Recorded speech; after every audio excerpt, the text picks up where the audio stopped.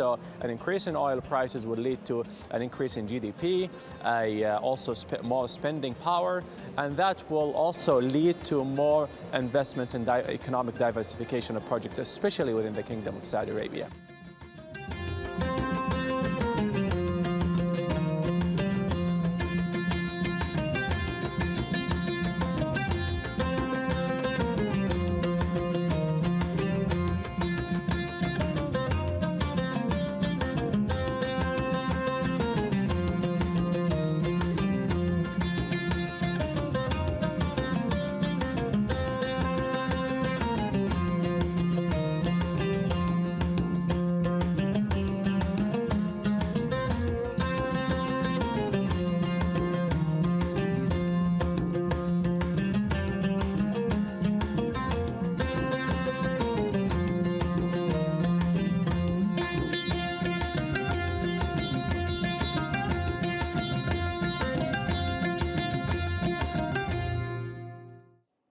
Earlier, we spoke to Tranversal Consulting President and author of the book Saudi Inc., Wald. She explains the factors driving the boom in Saudi Arabia's stock market listings and what could make it go bust.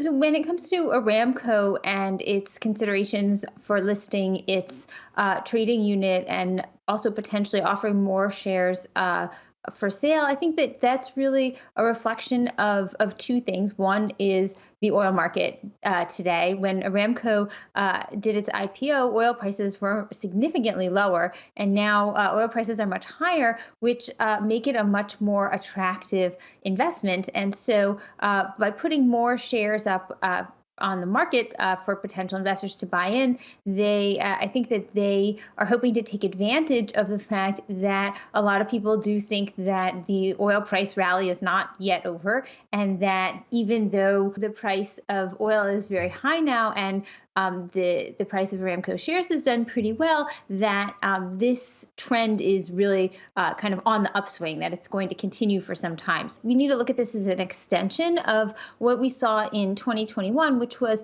a big rebound, particularly in the Gulf region, for both exchanges and IPOs. And overall in 2021, equity markets in the MENA region did very well.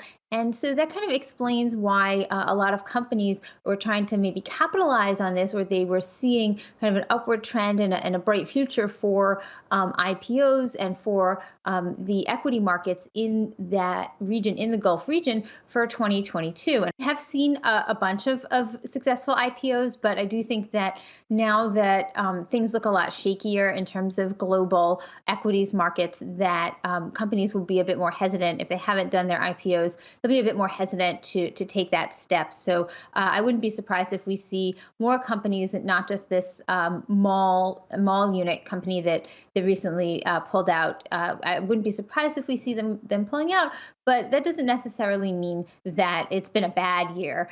50 was a very big number for Tadawul, and so I think that overall they should be pretty pleased with how they're doing, how their equities market and their stock market is coming along, and the number of companies that are now available on the market for investors to get into.